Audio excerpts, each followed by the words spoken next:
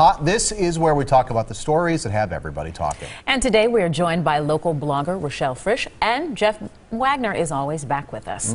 So some folks in Florida aren't too happy. Some drivers were fined for running red lights as they rushed to get to the hospital. Now, one driver got a $158 violation when he showed his hospital discharge paperwork to the city. He said they told them, not a good enough excuse. Should drivers be fined in situations where you're rushing to the hospital? You know, if a cop pulls you over and your wife is giving birth in the back seat, you're going to get a little dispensation there. You would think you would. See, this reminds me of the story we had locally a few years ago when we had those nights when we had the huge rainstorm, and everybody's trying to preserve life and limb, and the Department of Public Works is out issuing tickets to people, for not being parked where they're supposed to. This is the same sort of thing. I understand you're not supposed to run red lights, but okay, if I'm driving my best friend to the hospital and his appendix has just burst, I'm going through that red light to get him there to try to save his life. And the city says you'll pay for it too, $158. Well, see, you know what? It's otherwise known as common sense. I like to think the letter of the law and the spirit of the law. Letter of the law, you shouldn't be running red lights. In this case, they are sending tickets to people from the traffic cam. I say, you know what, use common sense the first time. It's kind of like, okay, you have your special dispensation.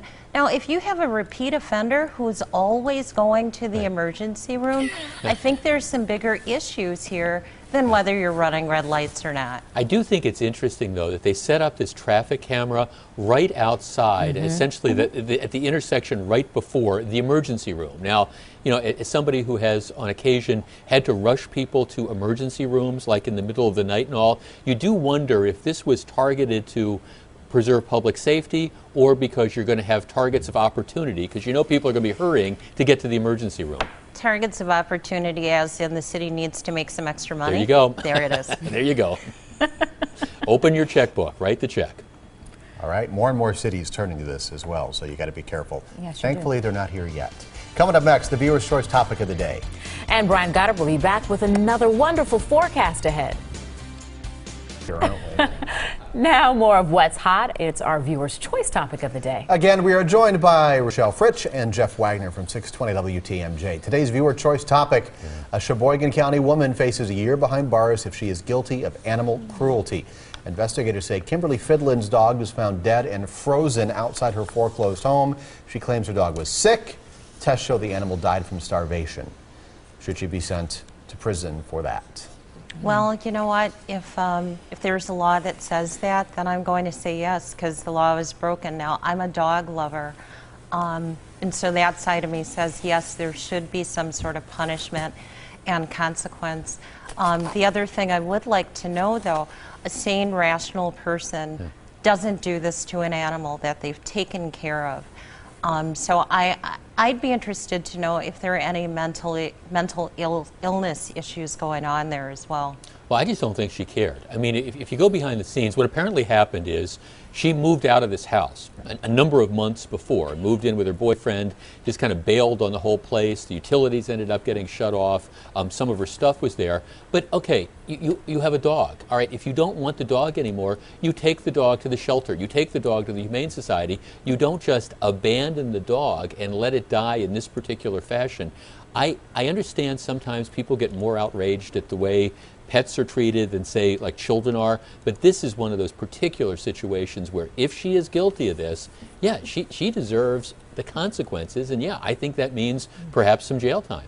Well, I mean, and what I'm getting at, though, is what you're saying is right, Jeff, but I don't think you can just write it off and say that she just didn't care. I mean, foreclosure issues were going on and everything. I would really honestly hope in my heart of hearts that a sane person doesn't do this. I think there may be some mental illness happening here. Well, and that may very well be the case, but that doesn't mean she doesn't get punished, deserve to get punished for what she did. Yeah. Right. All right, it is now time for our lightning round. More dads are getting involved when it comes to breastfeeding. So photographer Hector Cruz started Project Breastfeeding. If I could, I would. Cruz was able to get fathers to pose as if they were breastfeeding their children. What are your thoughts on this campaign? Fathers can help, but only so much. Yeah. You know, this doesn't happen to me very often, but I got nothing to say. Yeah. On this. I don't even know where to start on this particular one. So I mean, I understand there's lots of people who really believe strongly in this, and if you want to promote it and make sure everybody understands it's natural, that's fine. But I don't know about you, Steve, but I'm not going to be posing for those photos. Oh, No. we don't want that. No, No, we you don't don't. want that. But you seem so uncomfortable with the image. I think the photographer was just trying to get the conversation started, and he definitely got it because he's on Hot Topics with us. Yeah, I love it. I love it. Now with our daughter, we did the bottle feed because my husband can't, so he didn't. So we could share that duty. The whole deal of this is to help husbands, partners, dads become more aware of what's physically going on. Now, as somebody who went through childbirth, I really, really, really wanted my husband to be able to share in that and take that off of me. He couldn't. This is something that at least is helping dads understand what their wives are going through. It's an education piece. I've had kidney stones. That's Yeah. not the same. That is not That's the same. Well, but it's the same general matter of fact, one of our colleagues was going through passing a kidney stone just a day or two ago. Jeff, and let's we talk were- about kidney stones for a little while. Kidney never had- stones and children. Okay, Let's It's not the- Michelle, say come we in this did. conversation quickly. It is the male equivalent of childbirth. I've never it's had a not. baby, No. and I've never had kidney stones, and I hope both of those stay for the next several decades. Air quotes for a reason there. So.